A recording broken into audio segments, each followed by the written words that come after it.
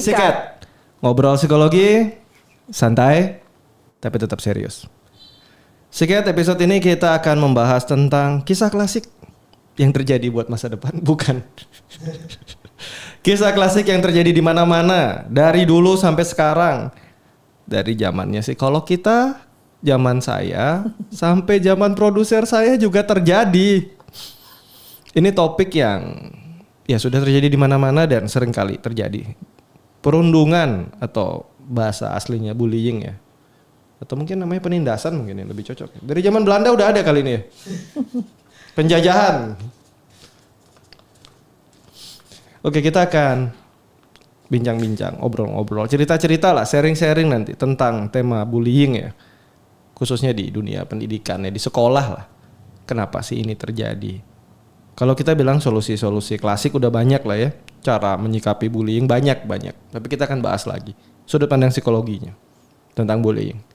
Seperti biasa kita akan ditemani oleh psikolog kita. Ibu Pauline silahkan. Iya, terima kasih Pak Ber. Ya, ini bullying ini kisah klasik beneran ya. Sejak zaman dulu entah kapan dari generasi saya. Setelah saya tahu menjadi namanya adalah bully. Lalu menurun ke Pak Sutradara kali ya. Ya. Soalnya, Sutradara nih paling senior. Dunia perhewanan nih baru kenal soalnya. Apakah ada bully juga di? Nggak ada yang kuat yang menang. Yang kuat yang menang, udah biasa. Itu bukan bully di tempat kita, itu kompetisi namanya. Ya. Oke, kita akan kembali ya. Ini kita menuju ke realitas pendidikan yang katanya mencetak generasi emas. Tapi tiap minggu kalau kita lihat scrolling ya, nonjokin teman keren, bawa ke belakang pukulin, wah asik kali. Sekolah paling tinju tuh ya Bu ya. Kalau nyulut pakai rokok teman, wah sensor, nggak apa-apa lah. Sulut teman sekolah pakai tit gitu, bangga. Kayak udah mendominasi. Kalau kelihatan gerombol gitu ya, matanya udah agak-agak merah dikit tuh sambil sempoyongan, dilihat teman-teman lain bangga. Tinggal suruh-suruh yang lain nurut biasanya. Padahal kalau dijotos balik mungkin kalah. Ibu Pauline, saya ada sedikit pertanyaan, tapi mungkin jadi banyak nanti ya. Anak-anak kita ini ke sekolah belajar kan ya. Belajar PPKN apalagi. Yang sampai kuliah juga ada, kewarganegaraan wah macam-macam. Ya PPKN di Indonesia ini mencakup banyak hal ya, bukan hanya tentang Pancasila tapi juga budi pekerti. Tapi kenapa kok yang dipraktekkan malah UFC gitu ya? Salah kurikulum atau memang salahnya siapa nih ya? Bingung saya. Salahnya penjaga sekolah kali. Satpam kena lagi nih, Satpam nggak paham nih. Apa di training sama Satpam nih kali ya anak-anak ini jadi sakti-sakti? Ya karena gini, anak-anak yang sekolah kan berasal dari keluarga yang berbeda-beda, yang kita nggak tahu ya. Masa kita mau sortir juga harus dari keluarga yang harmonis, boleh sekolah di sini, nggak kan? Atau harus dari keluarga yang ya anaknya cuma 2, yang mungkin tidak banyak pergumulan, tidak banyak ada bullying dan sebagainya, boleh sekolah. Tapi siapapun yang mau bersekolah di situ kan diterima ya dengan cukup, ya tentunya dengan beberapa syarat yang sewajarnya sebagai suatu sekolah. Tetapi kan makanya balik lagi, mereka berasal dari keluarga-keluarga yang kita tidak tahu problematik apa yang terjadi di dalamnya. Ya, barangkali di awal waktu mereka masuk sekolah tidak pernah ada ya bullying atau apapun itu, tetapi ternyata belakangan mungkin ada masalah dalam keluarga mempengaruhi mereka sehingga anak-anak ini mungkin salah satunya tidak bisa mengelola emosi, itu ya. Tidak bisa mengelola emosi, lalu bisa juga karena dia menjadi korban dari ya kekuasaan atau apapun sehingga tidak bisa membalas ya, tidak bisa melampiaskan emosinya, akhirnya mencari sesuatu yang lain. Dan kebetulan ada komunitasnya di sekolah. Ternyata mereka bertemu sefrekuensi, kalau dibilang, oh sama nih aku juga seperti itu. Nah, udah. Oke, berarti seperti biasa kita sepakati ini salah keluarga dan seniornya gitu ya. Paling enak nyalahin. Paling gampang ya. Iya, kan pihak sekolah paling enak, wah salah keluarganya, salah seniornya di rumah. Kalau pihak keluarga bilangnya apa? Ya salah sekolahnya, nggak bisa ngawasin anak-anaknya. Saling salah-salahin, saling bully juga nih keluarga sama sekolah. Bahaya kali ya. Oke, kita kembali ya. Katanya anak-anak itu polos gitu, betul itu Bu? Bener ya? Anak-anak dilahirkan polos gitu ya? Setuju ya? Dilahirkan polos, setuju ya. Tapi kalau udah ngeroyok temen tuh, tarik rambut, jambak-jambak, injak-injak bahkan, itu polos apa psikopat itu ya? Mengarah ke sana ya. Iya. Kalau kita tonton video-video pembulian tuh kejam-kejam loh. Ya. Tendang perutnya, injak kepalanya, wah kejam. Ya, ya. Tapi ditonton, besok dipraktekin ke teman sekelas. Wah, di sekolah sana udah bisa tuh temennya dihajar, besok giliran di sekolah saya dong harus viral. Ya. Ya, ya justru itu harus ada kontrol juga dari sekolah karena kita nggak tahu ya ternyata temen yang sefrekuensi itu ketemunya di sekolah ya, walaupun mungkin kita nggak tahu asal muasalnya dia melakukan itu, nah, tetapi dengan usia yang sama, dengan gejolak yang sama, dengan semangat yang sama gitu, akhirnya dan kebetulan juga mungkin ada rasa toleransi dengan teman yang mendapatkan masalah mungkin ya kayak gitu, akhirnya ya kalau nggak kita bantuin ya kita dianggap nggak sekawan nih, nggak toleransi, nggak senasib sepenanggungan nih misalnya, walaupun dia tidak mengalami secara langsung, tetapi ini satu bentuk komitmen nih kita dalam satu kelompok nih kan harus sama dong, harus sama-sama ini melawan gitu ya. Nah itu akan terjadi. Jadi kontrol lagi di sekolah juga nih Pak. Kontrolnya sekolah. Oke. Setuju nggak kalau anak-anak korban bully itu sebenarnya anak-anak yang cuma butuh perhatian? Ya, setuju. Salah satunya itu. Berarti kalau anak butuh perhatian gitu ya, kurang dipeluk gitu di rumah, pukulin temen gitu, bisa ditoleransi ya? Nah itu yang nggak benar. Pelampiasannya bukan itu. Oke, berarti peluk-pelukin temen boleh? Nah itu yang peluk-pelukin juga nggak benar. Serba salah ya. Gimana nih, jadi anak kita salah semua nih. Saya masih anak-anak juga lah. Iya. Karena kalau kita memeluk sesama yang seumuran dengan kita nih jadi masalah lagi kan gitu. Nah tentunya dikembalikan lagi kepada orang dewasa sekitarnya nih. Kalau saya ngomong keluarga nanti jadi salah. Kalau ngomong sekolah, nah artinya di keluarga ataupun di sekolah kan ada orang dewasa sekitar ya, yang tentunya lebih memahami perasaan mereka, latar belakang keluarga mereka, komunikasi ataupun mungkin pekerjaan dan sebagainya yang mungkin membuat salah satu dari mereka melakukan itu.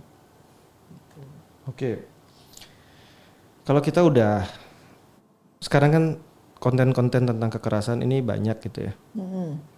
Kalau sekarang anak-anak sekarang sudah menganggap kekerasan sebagai hal yang normal atau komunikasi normal ya. Mungkin gak sih ini terjadi karena orang-orang sekeliling dia juga penuh kekerasan gitu ya? Iya, sangat mungkin ya. Karena biasanya seorang anak tuh memang menurun sifatnya dari ayahnya dan ibunya. Tetapi yang lebih besar dari itu semua adalah pengaruh lingkungan. Ya, walaupun bapak ibunya orang baik, orang yang dihormati, disegani, dan tidak nampak mereka melakukan kekerasan kepada anaknya mungkin ya.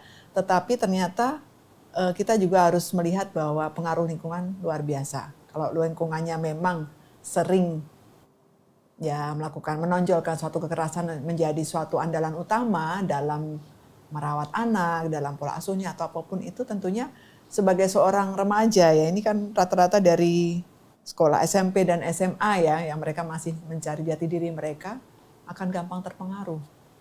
Ya. Berarti kalau anak-anak kita tumbuh di rumah yang isinya ancaman, bentakan, sabetan gitu ya, itu yang butuh dikonseling ini anaknya atau orang tuanya? Lebih utama ke orang tua nih. Berarti orang tua boleh dipanggil nggak ke sekolah buat dikonseling itu? Ibu kan juga ada pegang berapa sekolah-sekolah ya? Iya. Biasanya mereka mau nggak dikonseling atau ngerasa paling bener? Nggak mau. Nah, ini para orang tua nih. Di topik-topik lalu udah saya sempat bahas ya. Kalau nggak siap nggak usah punya anak lah. Child free nggak apa-apa. Mungkin daripada punya anak dipukulin. Dikonseling nggak mau. Biasanya nggak maunya kenapa, Bu? Ya mereka merasa tidak ada masalah.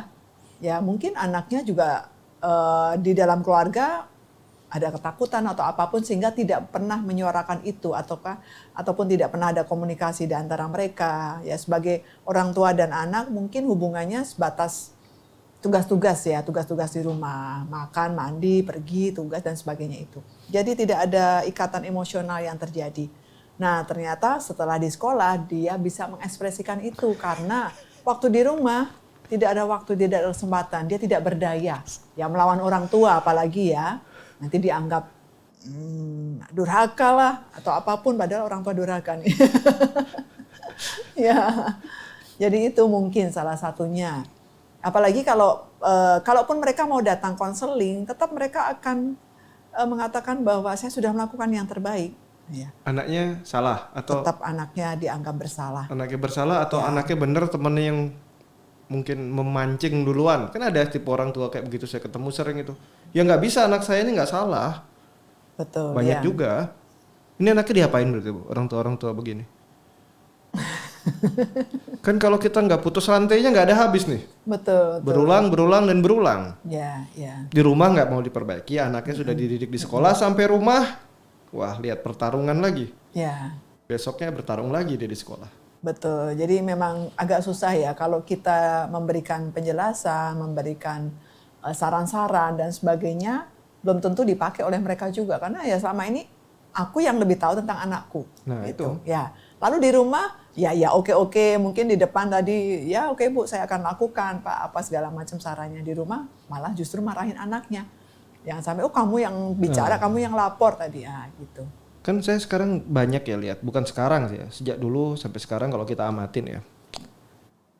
Anak-anak nanti mulai ABG itu pencarian jati diri gitu ya. Kalau kita lihat, ini tidak 100% sekali lagi, tapi cukup banyak.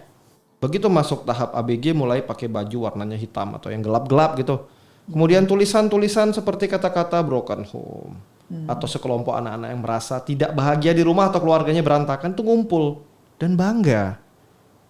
Dan mereka berkelompok seringkali membuat kenakalan dengan bentuk. Ya mereka balutnya bilang ekspresi karena mereka di rumah mungkin sering dipukulin dan sebagainya. Dan itu jadi sebuah kebanggaan dan jadi sebuah alasan. Ya. Dan ini banyak loh, cukup banyak. Dari mungkin ya, kalau kita mau telaah ya. Di zaman Ibu Pauline dulu pasti ada kelompok-kelompok ini.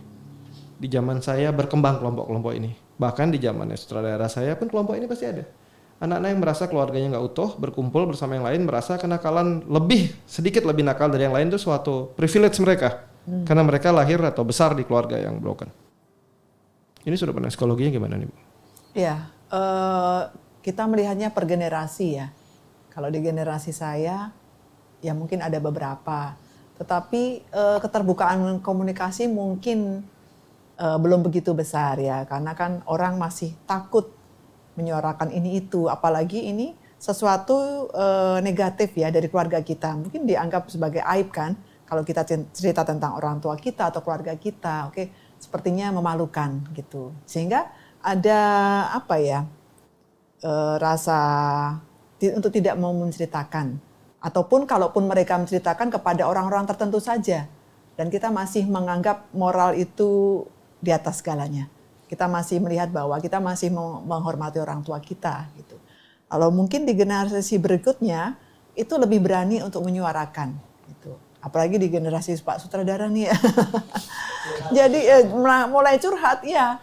Jadi justru di sini juga menjadi sebetulnya positifnya adalah menjadi peringatan bagi para orang tua juga sebetulnya untuk mereka tidak sembarangan membuat untuk merawat anaknya, untuk bagaimana cara mereka mendidik dan sebagainya. Karena bagaimanapun mereka suatu saat bisa bercerita.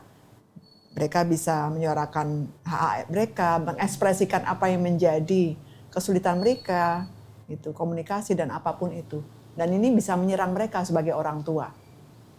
Tuh ya berarti tergantung pada generasinya Pak. Nih sekarang anak-anak sekarang udah berani ya, justru yang orang tua yang was-was nih. Wah generasi sekarang maju, Ya. bully teman sekelas sambil live di Mones lagi, mantap. Kebanggaan yang diabadikan. Ini kita sekarang tadi kita kembali ke keluarga. Keluarga banyak pegang peran lah untuk hal-hal seperti ini. Seperti tadi dan sebelum saya sampaikan ya, jadi orang tua itu bentuk tanggung jawab. Sama seperti menikah ya udah bukan tentang cinta-cintaan lagi lah. Kalau cuma cinta-cintaan pacaran aja, nggak usah nikah, nggak cukup. Kalau mau nikah ya tanggung jawab. Begitu juga dengan punya anak. Kalau belum siap, kepingin aja punya anak, nggak usah jadi. Kan KB banyak sekarang. Kalau udah siap punya anak ya siap tanggung jawab, siap lebih dewasa. Kalau kita lihat sekarang ke sistem pendidikan di sekolah kan banyak pendidik kita yang memilih netral ya. Jadi ada anak yang dibully gitu, lapor sama gurunya. Ini salah satu laporan yang saya terima dari salah satu anak juga ya. Ya. Lalu gurunya bilang, selesaikan sendiri aja. Ini gimana Ibu? Ini guru atau penonton acara tinju gitu ya, atau gladiator gitu? Kalau saya tidak setuju ya dengan pernyataan seperti itu. Karena guru itu adalah pengganti orang tua atau wakil orang tua saat di sekolah. Tapi kalau nanti gurunya ngomong salah tadi? Ya, tapi artinya kan perlu ada pendampingan. Jadi anak-anak ini memang dalam usia yang labil kan. Nah pada saat itu dia ibaratnya dia mau berpijak di mana dia nggak ngerti. Jangan-jangan dia injek ini salah, injek yang kanan salah, pegangan itu salah dan sebagainya. Nah perlu ada orang yang bisa memegang, yang membawa dia ke jalan yang benar, yang sesungguhnya, diberi pendampingan. Pola-pola pikir mereka yang salah mungkin diluruskan dengan keterbukaan komunikasi dan sebagainya. Apa yang menjadi masalah. Kadang-kadang apa yang mereka lakukan itu sebagai bentuk pelampiasan emosi negatif mereka. Ya bahkan sebab akibatnya itu bermacam-macam. Justru itu tadi mungkin ada yang karena rasa iri atau cemburu pada teman sekelasnya, mungkin ya. Ada juga yang bermasalah dengan gurunya, tetapi ada juga yang bermasalah dengan orang tuanya.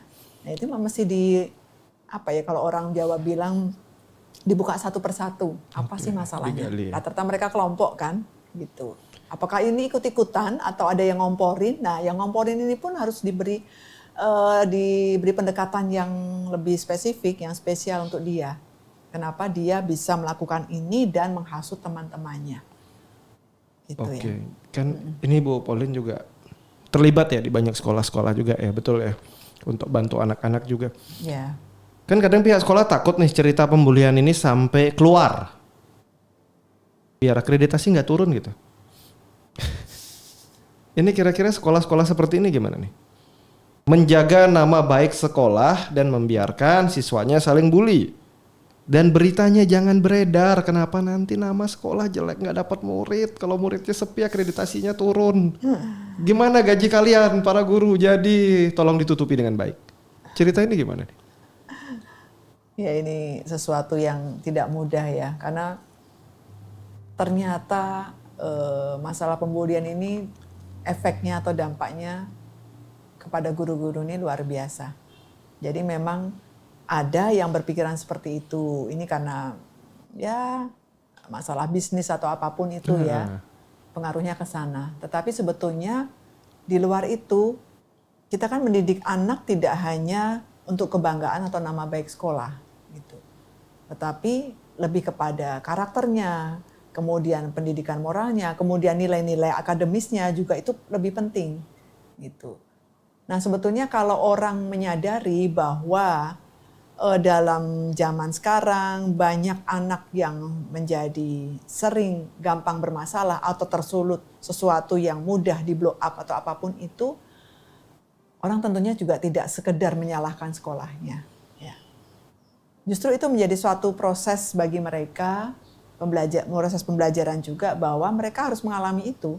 Kalau menurut saya sih kalau mereka bisa mengatasinya dengan baik, dengan komunikasi yang baik juga, dipanggil orang tuanya satu persatu, saling komunikasi atau apapun itu.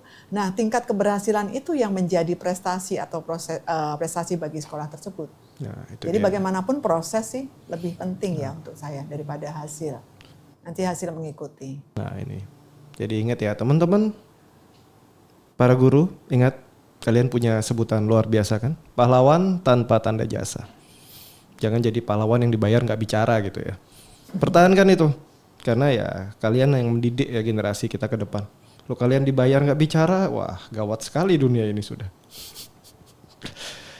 Kalau kita kembali sekarang, pembulian tadi dengar-dengar ada banyak jenisnya ya. Apa aja nih Bu?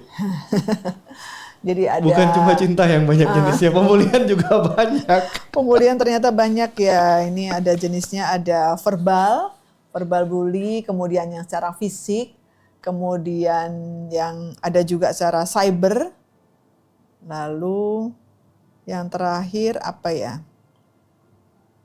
Jenis-jenis pembulian ini sosial. Social bullying. Jadi ada verbal bullying yang dalam bentuk kata-kata, ejekan atau hinaan, kemudian fisik ya, mungkin tendangan, penyerangan, dijambak, pukul dan sebagainya.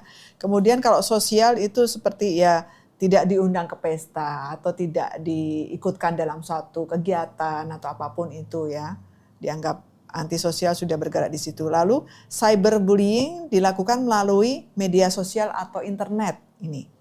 Seperti pengiriman pesan yang menghina atau mengancam. Nah, ini ada 4 jenis bullying atau perundungan ya.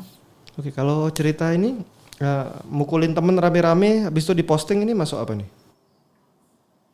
Sepertinya masuk verbal ada pastinya ya.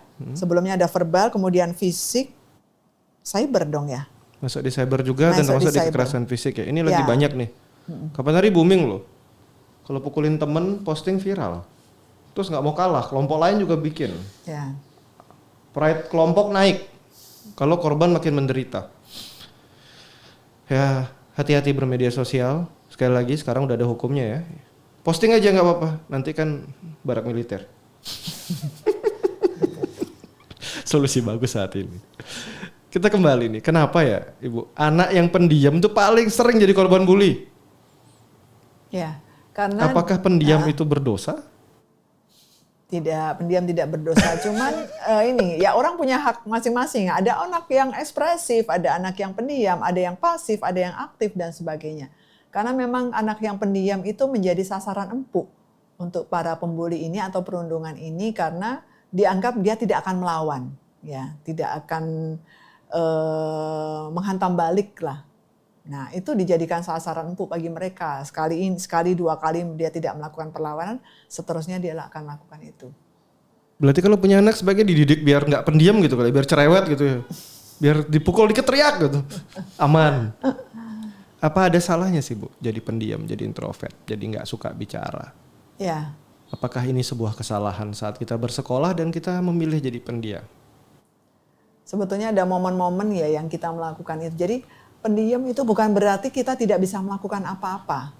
Ya, banyak hal juga yang terjadi di luar sana. Pada saat dia mendapat perundungan yang anak pendiam ini dianggap tidak bisa melawan, ternyata dia punya keahlian tertentu dalam membela diri. Nah, itu salah satu yang kita tidak tahu. Pendiam itu kan pada momen-momen tertentu dia harus diam. Dia tahu di mana saatnya dia bicara, kapan saatnya dia bertindak atau berdiam diri atau apapun itu. Tapi kan sering Tidak kali ada ya, salahnya. yang paling kelihatan diam gitu, biasanya jadi korban tuh, disuruh-suruh gitu, pukul-pukul gitu.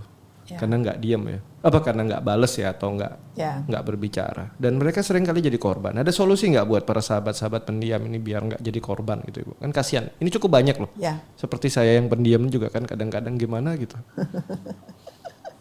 Ya.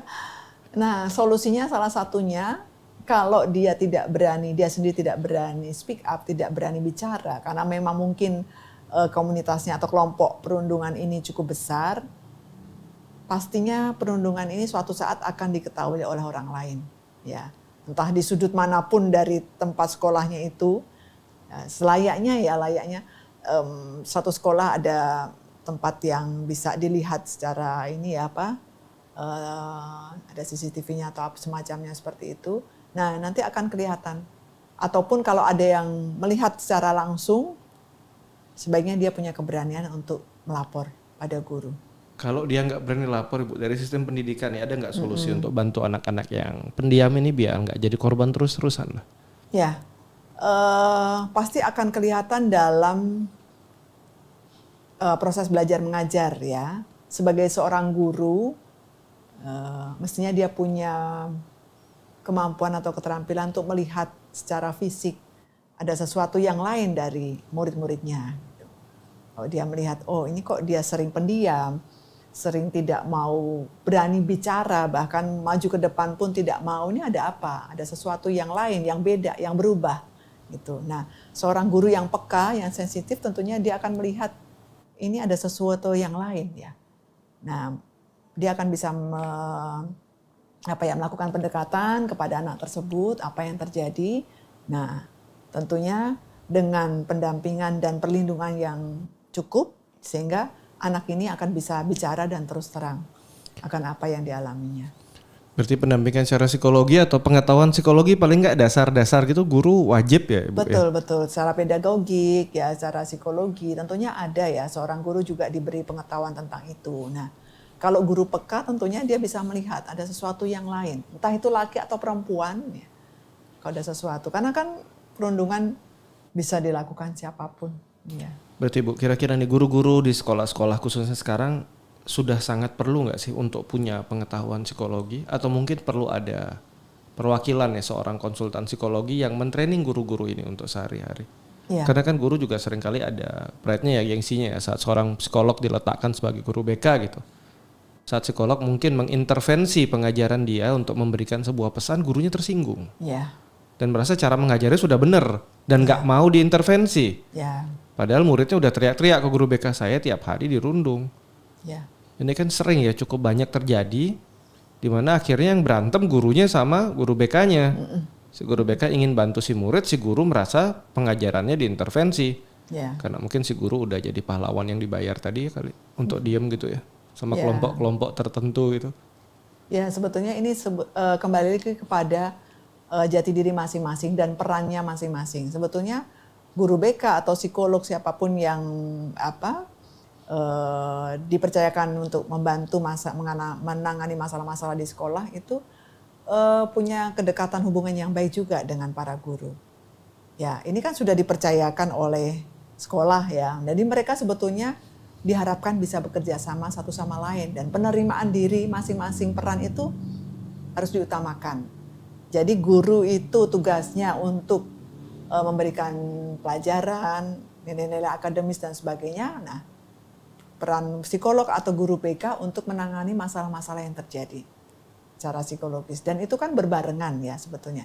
Jadi ada rasa saling percaya, rasa saling untuk bisa bekerja sama satu sama lain, dan semuanya itu ditujukan untuk para siswa kan, para murid, bukan untuk kepentingan atau kegengsian seorang guru gitu ya. Dan itu cukup menghambat sebetulnya kalau ada guru atau BK apapun yang tidak bisa bekerja sama dengan baik, karena siswa yang akan dirugikan. Oke, jadi nih harus kerjasama semua ya. Ya. Dan kembali ya, ingat untuk teman-teman yang jadi korban bully, kalau kalian dibully sampai luka gitu bisa foto, bisa lapor. Tapi kalau lukanya luka dalam hati, itu batinnya terluka, perasaannya terluka, kan kalian nggak bisa foto itu. Ya kalian harus menyampaikan, mengucapkan. Kalau kalian nggak bilang dan diam-diam terus ya nggak ada yang tahu, berarti kalian juga mengizinkan diri kalian jadi salah satu korban bully. Ya kalian harus bicara. Ya kan nggak, guru kalian bukan paranormal ya. Kalau kalian nggak ngomong ya nggak tahu gurunya. Ya, berbicara pada guru yang tepat. Kalau satu guru nggak bisa diajak ngomong, guru lain masih banyak. Kalau perlu post media sosial sekarang kan, tadi kita punya netizen barbar yang cukup kejam. Kalau ada pembulian mereka akan bantu kalian lah pasti. Suarakan sehingga hal seperti ini nggak terus menerus ya. Karena zaman dulu yang saya tahu ya, di zaman saya kalau ada korban bully ya, biasanya nggak lama korban bullynya pindah sekolah. Yang terjadi apa? Sistem relokasi korban, cuma pindah jadi korban lagi tempat lain. Dan pelaku pembulian nggak kelar-kelar ceritanya. Tetap aja dia cari korban lain. Jadi kalau ada cerita korban dibully dipindah, ini tidak menyelesaikan apa-apa. Yang harus dibereskan ya pembulinya. Baik itu mungkin terjadinya karena sistem pendidikan yang kurang tepat, ataupun mungkin tontonan di rumah yang asik ya, pukul-pukulan tiap hari gitu. Karena sering kali ya begitu ada kasus pembulian booming gitu kan, target kita ke siapa sih? Pelakunya. Ini pembuli, woi. Tapi trauma korbannya lupa diurusin. Ini banyak. Kita sibuk kadang sudah saking ingin jadi jagoan ya semua. Penjarakan pembulinya, korbannya nggak diterapi. Dia mau pindah ke tempat manapun dia masih bawa luka, dan luka itu ya membuat dia akhirnya jadi korban lagi. Si pendiam ini tidak dijadikan si pembicara. Ya. Ini cukup ya memprihatinkan kondisi-kondisi ini. Dan ingat, cerita bullying ini nggak cuma terjadi di 1, 2, 3 sekolah, tapi di banyak sekolah. Sejak zaman dahulu sampai di zaman sekarang. Mungkin sejak Indonesia merdeka udah ada bullying ya. Bahkan kita sendiri mungkin ikut mendukung nggak cerita bullying ini? Ya, mestinya kalau kita lihat itu sesuatu Kalau yang kita tidak baca benar, sejarah kita itu, kan dijajah 350 tahun, kok bisa lama sekali dijajahnya. Pembulian ini dan bertahan kuat-kuat sekali kita dibully ya. Oke, kita kembali ini Iya, aja iya. sekedar candaan. Kan akhirnya toh kita merdeka juga. Kita punya Iya. pejuang-pejuang yang akhirnya ya keluar dari pembulian. Kan bisa dikatakan pembulian ya 350 tahun. Itu lama loh, berapa generasi. Bertahan, kuat sekali menahan diri. Tapi itu yang nggak bagus juga. Jadi kira-kira nih Bu, pembulian ini kan topik klasik ya. Iya. Berulang-ulang, ujung-ujungnya pasti ya problem keluarga, sistem. Tapi solusinya sepertinya susah. Zaman udah makin modern nih sekarang. Gadget udah makin banyak. Sekarang sekolah boleh bawa handphone gak sih Bu? Boleh, Sudah boleh ya? boleh, boleh. Di beberapa sekolah ya. Jadi kalau terjadi kisah pembulian ya sekarang ya viralkan. Sehingga bisa ada solusi. Karena kalau enggak ya ini berulang dan berulang. Dan untuk para pembuli hati-hati ya. Biarpun kalian bisa posting, kalian mukulin teman-teman sekelas. Atau mungkin kelompok lain nanti adu, pukulin teman-teman satu sekolah gitu ya, nggak mau kalah. Nanti adu lagi, kelompok satunya mukulin teman-teman dari beberapa sekolah gitu ya. Naik ratingnya, rating kelompoknya naik terus. Ya kalian siap-siap, barak militer menanti. Oke, kita kembali ya. Keinginan membuli. Tadi bullying ada beberapa kategori. Bu Pauline sudah jelaskan ya. Dorongan paling kuat untuk membuli ini kira-kira apa? Bisa karena tidak bisa mengelola emosi. Dorongan emosinya kira-kira ingin membuli itu kan mau Ya, dominasi nih. karena Dorongan ada apa? sesuatu dia menjadi korban dari dalam lingkungan keluarganya misalnya. Dia dianggap menjadi tidak berdaya, tidak berguna, ya. Lalu dia mengekspresikan pembalasannya di sekolah kepada temannya, kepada siapapun. Pernah ketemu nggak Bu kasus yang pembuli? Saya ditanya alasannya digali, ternyata cuma iseng. Kamu bulinya kenapa? Ya nggak ada, iseng aja. Ya. Pernah nggak ketemu kasus seperti ini? Iseng sih nggak, mungkin ikut-ikutan ya. Ikut-ikutan ya. Ikut-ikutan, karena apalagi ini dia masuk dalam suatu geng lah ibaratnya ya, atau kelompok yang Harus di gitu ya. situ ya. Kalau tidak melakukan berarti tidak, apa itu istilahnya, tidak toleransi lah dengan kelompoknya gitu. Kelompok-kelompok ini dilestarikan atau dieliminasi sebaiknya Bu? Eliminasi. Eliminasi ya. Kan lagi banyak eliminasi kelompok-kelompok ormas di luar sana juga. Ini saya baca-baca berita. Oke, kita kembali. Itu pembulian juga loh. Ya, ya. Makanya lagi dieliminasi. Betul, betul. Betul. Berarti mereka yang membuli ini, yang benar-benar pembulinya itu pasti punya luka batin. Ya. Setuju ya. Jadi Setuju, kalian setuju. para pembuli ya, kalian bukan anak-anak kuat, kalian anak-anak sakit yang butuh barak militer mungkin. Ya. Ya karena mungkin yang dialami itu secara tidak langsung seperti yang dialami di Di rumah luar ya. sekolah ya, di rumah atau dimanapun, atau di lingkungan rumahnya ya, artinya mungkin dengan tetangga atau kelompok yang lain gitu. Sehingga dia merasa ada rasa trauma, takut, bahkan khawatir kalau terulang lagi, khawatir kalau terulang lagi. Maka akhirnya dia membangkitkan diri, memberanikan diri untuk membalas. Kalau korban bully balas pukulin balik boleh nggak Bu? Boleh, Boleh. sangat boleh. Terus nanti dia ditangkap karena bully temennya. Korban bully, Korban bully. kan banyak tuh korban bully dibully Ya. bolak-balik, dia dendam, besok jalan temennya ditusuk pakai pulpen. Oh, Tapi dia dibully udah bertahun-tahun. Akhirnya yang malah yang jadi korban, yang disalahkan dia. ya.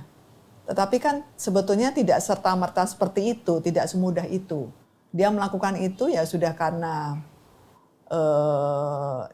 cukup lama dia memendam itu semua. Tekanan sehingga psikologi pada yang saat- sudah sangat kuat ya. Ya, sebetulnya tidak ada keinginan atau rencana untuk membalas. Mungkin dia berpikir nanti sekolah yang akan menyelesaikan atau siapapun yang berwenang, yang berkewajiban, yang punya hak tertentu, tapi ternyata mungkin tidak ada solusinya. Sehingga ya pada akhirnya dia yang harus membalas sendiri. Ini salahnya siapa nih Bu kalau sampai hal ini terjadi? Salahnya yang membuli ya. Salah yang membuli boleh. Karena sebetulnya kalau salah dia sistem tidak sekolahnya? dia tidak mau dibalas atau dia tidak mau mendapatkan balasannya itu, ya jangan dia lakukan. Jangan lakukan, ya. Ya kalau dari sekolahnya tidak mengetahui itu atau dilakukan pembulian itu di luar sekolah, nah itu yang Sudah di luar tanggung jawab sekolah ya? di luar tanggung jawab sekolah. Bu, sikap membuli nih ya, itu biasanya muncul di anak-anak usia berapa sih? Kita bisa tahu, oh ini punya bakat pembuli. Itu kurang lebih nanti mulai kelihatan secara perilaku ya. Kalau di batin kan kita nggak bisa takar ya. Ada alat ukurnya nggak, Bu? Calon bulier gitu. Nggak ada ya? Oke, berarti kan kita kalau nggak bisa diukur, nggak bisa ditakar, kita hanya bisa lihat lewat perilakunya. Itu di usia berapa mulai muncul umumnya? Ya, munculnya sekitar SMP gitu ya. Sekolah-sekolah SMP. Kemudian kalau tidak teratasi, artinya dia bisa melakukannya lagi di jenjang sekolah yang tingkat atasnya, itu SMA. Di SD jarang ya masih keluar ya? Di SD jarang karena mungkin ada ya, tetapi jarang. Tapi mungkin SD masih ada perasaan takut untuk membalas, bisa jadi itu. Ataupun dia melakukan pembulian masih dalam tahap kecil, batas yang wajar, kecil atau apapun itu ya. Sehingga mungkin teman-teman juga merasa tidak dibully, gitu. Mungkin bercanda atau apa begitu. Sehingga berarti kalau kita lihat anak-anak yang pakai baju putih merah nih, yang lucu-lucu nih adik-adik kita masih penuh wajah bahagia, tidak menjamin saat mereka pakai putih biru itu hidupnya bahagia ya. Karena di putih biru baru keluar nih kejadian kekerasan ini ya. Ya, tapi memang tidak bisa dikatakan semua yang putih merah itu tidak akan melakukan pembulian ya. Karena pasti ada ya sekian persen gitu ya. Pak Sutradara gimana? Putih merah sudah terjadi kekerasan nggak di sekolah? Enggak. Masih aman ya? Putih merah masih cerminan, Masih lucu-lucunya, bahagia, masih lucu-lucu ya. Tapi kalau putih merah sekarang udah ngebet minta nikah itu gimana, Bu? Banyak loh. Aduh. Udah pacaran-pacaran ya. Oke, kita kembali lagi ke topik kita ya. Di sekolah kan sering sekarang lagi diterapin sistem bagus nih, Bu. Kalau salah dihukum. Kalau bagus ada penghargaan, ya kan, dikasih Reward. Ya, reward dan dikasih punishment. Kan ini akan membuat yang kuat makin menonjol, yang lemah makin turun. Karena makin kena punishment. Ini mirip hukum tempat saya nggak sih, Bu? Hukum rimba gitu. Yang kuat makin dihargai, yang lemah makin ditekan, dan akhirnya pembulian terjadi. Iya. Sistem ini benar apa nggak benar sebenarnya? Cuman bedanya kalau di peri kemanusiaan, yang kuat, yang benar ini ada sesuatu yang dianggap benar secara umum, gitu kan? Ya, akhirnya diberi reward, oke. Lalu kalau yang punishment itu mendapatkan punishment karena memang dianggap secara umum itu tidak baik, gitu. Karena para manusia orang sudah membuat aturan-aturan atau norma-norma tertentu, gitu. Nah, itu yang harus diingatkan terus agar orang juga melakukan. Karena kalau ada punishment kan orang sebaiknya menjadi jera, menjadi tidak melakukan lagi sebetulnya gitu. Intinya atau tujuannya dari punishment itu dan menjadi lebih baik. Gitu. Nah, tapi kan anak-anak yang polos ini yang masih putih merah atau mungkin masih putih campur lain ya, yang belum jadi putih biru ini kan masih kayak kertas putih gitu kosong. Dimasukkan sebuah program sistem. Ada punishment, ada reward. Masuk kotak mereka. Kalau berbuat salah dipanis. Kalau berbuat benar dapat reward. Datang besok temannya pembuli yang badannya mungkin agak lebih besar dikit ya. Kamu kalau tidak nurut sama saya belikan ini dan ini, besok kamu saya panis. Sistemnya bekerja. Bahaya juga nggak sistem ini jadinya? Ya, kita lihat punishment-nya tidak melulu dalam bentuk yang fisik atau apapun itu ya, tetapi punishment-nya sudah dalam versi yang mendidik. Ya, tapi misalnya. konsep itu kan jadi masuk ke kepala. Wah ada punishment, wah besok aku disakiti, aku nggak suka punishment. Ya. Kan nggak ada anak yang bilang, tolong panis aku, tolong gitu kan nggak. Nah justru ini dari orang yang memberi punishment itu harus memberi penjelasan. Ini tidak sekedar punishment yang mungkin akan membuat dia lupa dan mungkin kalau dia melakukan berkali-kali akan menjadi kebal gitu ya. Ya paling nanti digituin atau diapain gitu, oke udah biasa. Berarti dibully berkali-kali kebar bully jadinya, Bu? Kebal bully jadinya. Tetapi atau harus ada penjelasan ya. Tolong bully aku. Harus ada penjelasan ya, ini tidak boleh. Karena kalau tidak kendalikan pada saat dia masih kecil, ya dia akan terus melakukannya pada saat sekolah lanjutannya. Nah ini tujuannya mungkin sudah beda lagi. Berarti penting nggak kira-kira kita masukkan ya di sebuah kurikulum atau mungkin bukan kurikulum ya, tapi materi ekstra tambahan gitu untuk para sahabat putih biru ini, mohon maaf putih merah ini, sehingga sejak awal ada sebuah mindset untuk menolak konsep pembulian. Penting nggak ini, Bu? Penting. Nah, ini bisa dipertimbangkan ya untuk teman-teman yang nonton podcast ini yang bergerak di bidang pendidikan. Mungkin bikin seminar kecil di antara kalian untuk memberikan materi anti bully, sehingga masukin konsep bahwa bully itu bukan hal bagus dan gak keren. Karena kalau bullying masih jadi keren, bahaya sekali. Sifat dasar otak manusia ya, menolak didominasi dan ingin mendominasi. Ya kan? Ini sudah bawaan kita lahir ya, memang bentuk otak kita ya. Jadi kita selalu berusaha untuk mendominasi dan menghindari dominasi. Hanya saja cara dominasinya yang kurang tepat, yang katanya keren oleh para ABG mulai putih biru tadi, ya kan, kalau nggak mendominasi, kalau nggak jagoan, temennya nggak banyak atau nggak pada nurut. Nah ini akhirnya main jagoan-jagoanan. Nanti saat kalian berkehidupan di masyarakat terbawa, karena sekarang cukup banyak ya viral jagoan-jagoan muda gitu ya, yang mungkin di zaman kecilnya berkembang dari kecil sudah jadi jagoan di sekolah gitu kan. Nanti di masyarakat menyelesaikan problem dengan cara jagoan, ini bahaya sekali. Oke, kita kembali. Kan sifat dasar manusia tadi mendominasi dan menghindari dominasi. Jadi sebenarnya cerita bullying ini juga salah satu bentuk ekspresi lah ya tentang sebuah kondisi ini. Hanya saja mungkin tadi caranya kurang tepat. Dan kita dapat solusi dikit tadi Bu ya. Masukan, ini sudah ada nggak sih Bu? Materi anti bully ini di sekolah-sekolah? Sudah masuk ya. Nah, ternyata sudah jalan programnya. Saya ketinggalan nih, dunianya beda memang. Ya, mereka justru dari usia dini harus diberikan materi-materi seperti ini, karena kita juga nggak tahu kan, ternyata yang kita anggap baik-baik, culun-culun, ceria-ceria, lucu-lucu, lugu dan sebagainya, ternyata di sekolah bisa terpancing emosinya dan melakukan hal yang di luar dugaan kita. Sampai orang tuanya mungkin juga terkaget-kaget, loh aku dipanggil sekolah katanya dia mukul ini, misalnya seperti itu. Ya itu bisa terjadi. Terlalu banyak aturan di rumah dan sekolah, apakah ini juga jadi pemicu? Ya. Tindak kekerasan? Bisa. Bentuk rebelnya dia ya? Betul, karena tidak ada kebebasan pada dirinya kan. Dia ingin mengekspresikan diri juga. Pada saat dia tidak bisa didengarkan atau dia punya keinginan tidak bisa ditanggapin atau dipenuhi, nah akhirnya terekspresikan di sekolah. Berarti sebaiknya memang rumah nggak terlalu banyak aturan, sekolah nggak terlalu banyak aturan gitu mungkin? Nggak juga, aturan tetap ada, tetapi harus dilakukan semua. Idealnya seperti apa sih? Aturan secara umum saja yang kita lakukan, yang kita berikan. Ya antri, kalau ada deretan panjang kita harus antri. Lalu kita bicara sopan, menegur, menyapa, melakukan memberikan sesuatu dengan baik, tidak dilempar atau apapun itu. Hal kecil sebetulnya ya. Diberi tempat ekspresi gitu mungkin. Betul, diberi tempat ekspresi. Kalau zaman dulu kan di Eropa sana kan ada gedung gladiator itu. Kalau sekolah-sekolah punya ring tinju bagus nggak Bu? Kalau berantem jangan di luaran, masuk ring, ada guru olahraga yang mendampingi, bisa jadi solusi nggak Bu? Ya, salah satunya kan juga ada kegiatan ekstra itu ya. Ya mungkin anak-anak yang sering melakukan seperti itu diberi wadah untuk mereka bisa mengikuti kegiatan ekstra bela diri apapun itu ya. Berarti kalau contoh nih pembulinya itu jago tinju gitu ya, yang dibully jago matematika gitu, berantemnya di ring tinju, kira-kira adil nggak? Pasti yang matematika kalah dong. Nah, berarti biar adil diapain nih mereka?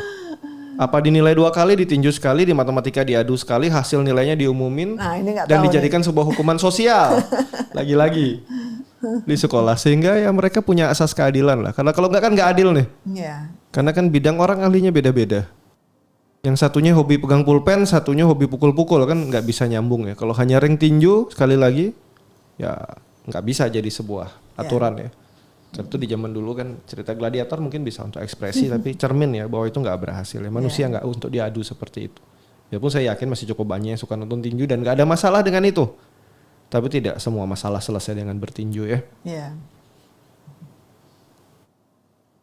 Dan tadi kita udah kembali tentang aturan dan larangan. Nah ini ya, terlalu banyak aturan juga nggak terlalu bagus. Tanpa aturan juga berbahaya karena jadi anarkis ya tindakan-tindakannya. Dan terutama kita juga harus mendengarkan suara anak ya, gitu. Apa kata hati mereka? Karena kadang-kadang kita tidak tahu apakah pola asuh yang kita berikan, perawatan dan apapun itu bisa diterima anak.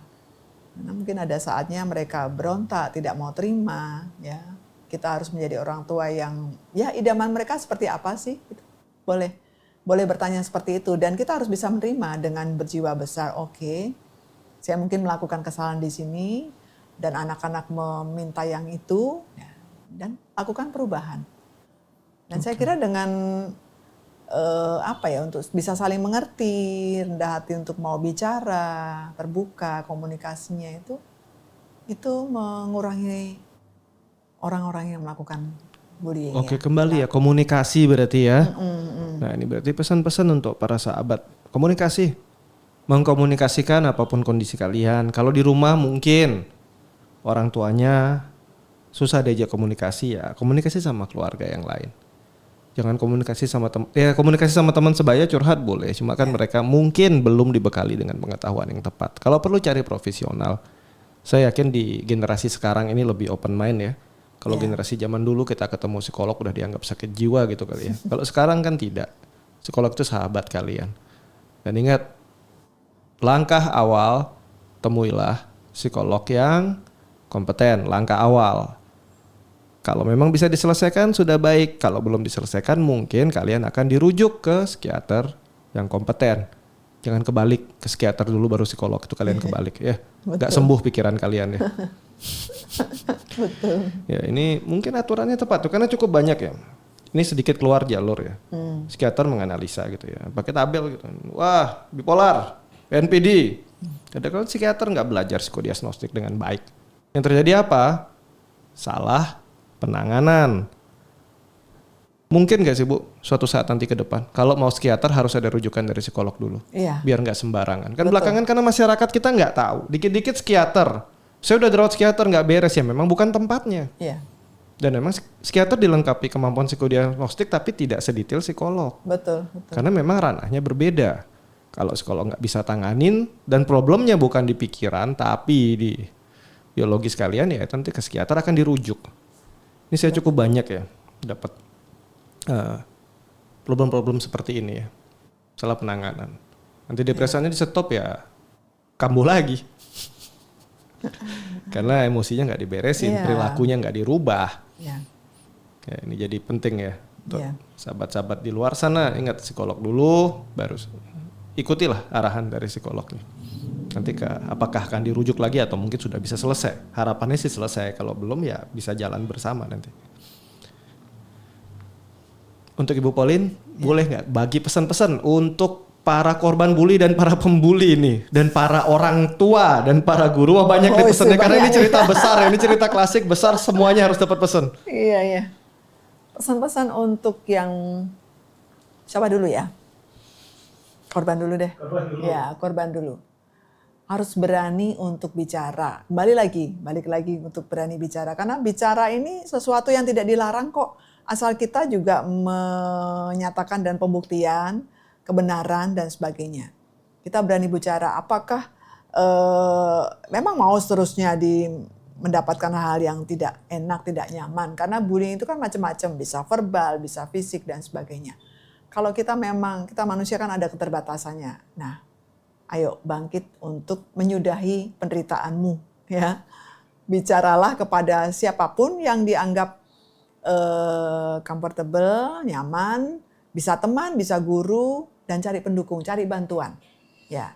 Kemudian pada akhirnya bisa ke psikolog, dan itu kalau masuk kepada fisik seperti Mr. Ber tadi bilang, Pak Ber bilang, bisa ke psikiater. Itu untuk para korban ya. Lalu untuk para korban juga jangan melulu menerima apa yang dilakukan oleh para perundung itu. Jadi harus berani melawan. Mungkin dengan dibekali bela diri atau apapun, karena kita nggak tahu apa yang akan terjadi di kemudian hari, di masa depan kita. Mungkin waktu SD, SMP, SMA aman, nyaman, teman-teman baik dan segala macam. Tapi pada saat masuk pekerjaan, dunia kerja, dia baru mendapatkan itu. Jadi jangan dianggap kita oke-oke aja, nggak akan ada yang ganggu aku atau apapun itu. Tetap bagaimanapun mental dijaga. Gitu. Lalu untuk para pembuli, ya selesaikan apa yang menjadi sebab dari kalian melakukan perundungan itu. Ya, tadi sudah disebutkan macam-macam ya sebabnya, bisa dari rumah, bisa lingkungan, bisa teman, dari apapun itu. Ya, jadi aplikasinya atau ekspresinya jangan kepada teman lain yang mungkin dianggap mempunyai masalah yang sama atau kalian terpancing pada suatu masalah yang sama, tetapi selesaikan pada yang sebenarnya. Kalau kalian punya masalah dengan orang tua, bicaralah pada orang tua. Kalau kalian punya masalah dengan keluarga atau sahabat atau siapapun, bicarakan pada mereka. Dan kalaupun tidak bisa bicara dengan siapapun, cari bantuan. Bisa viral, itu salah satunya ya. Kemudian orang tua juga sama, dengarkan anak-anak kalian. Ya. Ada saatnya kalian bicara terbuka, mendengarkan mereka. Jangan melulu kalian yang bicara kepada mereka dan melakukan perintah apapun ini itu ya. Seperti pegawai bos dan bawahnya atau apapun, jadi hanya melakukan itu, mengecek ini itu dan sebagainya. Tetapi dengarkan perasaan-perasaan mereka. Saat anak ingin bicara, nah lepaskan kegiatan kalian dan dengarkan mereka. Nggak lama sebetulnya, mungkin setengah jam atau 1 jam dan sebagainya. Tetapi ada perasaan kepuasan di situ dan ada bonding, ada keterikatan emosional yang terjadi. Nah dari situ akan ada hubungan yang lebih baik lagi. Sehingga ini juga akan mengurangi munculnya perundungan-perundungan atau pelaku-pelaku bullying di sekolah atau dimanapun. Itu. Kalau untuk sekolah, ya terapkan disiplin aturan yang benar, jangan memihak pada ya orang-orang yang mungkin berkuasa, berkompeten, berpengaruh atau apapun itu, sekalipun dia punya anak yang begitu nakal atau apapun itu, tetapi tetap menjaga keadilan. Karena bagaimanapun pasti ada yang dirugikan, pasti ada yang menjadi korban, dan sebetulnya pelaku juga adalah korban, yang itu juga harus dibina semuanya, baik pelaku maupun korban, dan tuntutannya panjang ya jadinya. Oke, sekolah juga harus punya aturan tertentu yang ketat supaya bisa menjadi aman bagi semuanya. Itu Pak Ber. Terima kasih Ibu Pauline, luar biasa pesan-pesannya ya. Dari dunia saya pesannya untuk kamu ya, sahabat-sahabat di luar sana, teman-teman di luar sana yang pernah jadi korban, mungkin dipukul, ditertawakan, diasingkan, bukan karena kamu salah. Kalau karena salah ya itu mungkin derita kamu ya. Tapi kalau bukan karena kamu salah, tapi karena kamu berbeda, kamu pendiam, kamu terlihat lebih lemah, ingat, kamu bukan orang yang kalah. Kamu tidak lemah. Kamu hanya tumbuh dan besar di lingkungan yang salah, di antara orang-orang yang mungkin harus belajar caranya jadi manusia ya. Dan ingat, luka yang kamu alami, baik itu fisik, baik itu perasaan, itu bukan aib. Tapi itu bukti bahwa kamu bertahan dan kamu jauh lebih kuat dari mereka yang melakukan itu terhadap kamu ya. Ingat, kamu orang-orang kuat. Ya, hanya mungkin lingkungan yang kurang tepat, dan ya lingkungan kamu belum belajar jadi manusia lah, masih kehewanan ya. Lalu untuk para pelaku-pelaku bully ya. Ya, wah hebat, menang nih, suruh-suruh, paksa-paksa, perintah-perintah gitu ya. Kalian salah tempat, kalian mungkin di dunia hewan cocok. Dan satu lagi, kalian para pelaku bully, jangan bangga dulu. Kalian orang-orang sakit yang terluka yang butuh disembuhkan. Dan membuli tidak menyembuhkan kalian. Kalian butuh penanganan terdekat. Karena kalau enggak, kalian makin sakit-sakitan deh hidupnya. Bukan ngutuk ya, tapi menyampaikan. Lalu untuk guru, pihak sekolah, ya kalau kalian diam lihat anak-anak dibully, yang penting bisa jaga rating sekolah kalian. Hati-hati, ingat sekolah itu bukan pabrik ranking, tapi rumah kedua untuk anak-anak. Jadi kalian jadilah keluarga untuk anak-anak ini ya. Lalu untuk keluarga di rumah, anak itu nggak lahir jahat ya. Nggak ada anak lahir jahat, nggak ada anak lahir nakal gitu ya. Wah orang tuanya nakal, anaknya lahir langsung nakal, tuh enggak. Tapi anak-anak itu belajar dari kalian. Ini para orang tua, ya anak saya keras dan kaku, ya orang tuanya juga sama. Lingkungan yang membesarkan juga sama. Tapi saya nggak pernah mengajarkan, ya iPad di rumah mengajarkan lah, atau mungkin tablet-tablet lainnya mengajarkan. Hati-hati, jaga baik-baik. Anak-anak sekarang nggak hanya belajar serap lingkungan yang terlihat, tapi lingkungan digital juga. Jadi perhatikan baik-baik ya. Sampai di sini podcast kita tentang bully ya. Ini cerita klasik tapi semoga cerita ini bisa membawa kita lihat dari banyak sudut pandang ya. Sekali lagi apa yang kami bahas, apa yang kami sampaikan tidak sepenuhnya benar, tapi bisa aja benar. Dan semoga jadi pandangan, sudut pandang baru. Bagaimana melihat kondisi pembulian. Dan kalau ada hal-hal baik yang bisa diambil, semoga ini bisa bantu untuk para sahabat. Dan ingat, like jika suka, dislike jika tidak suka. Ini untuk masukan kami.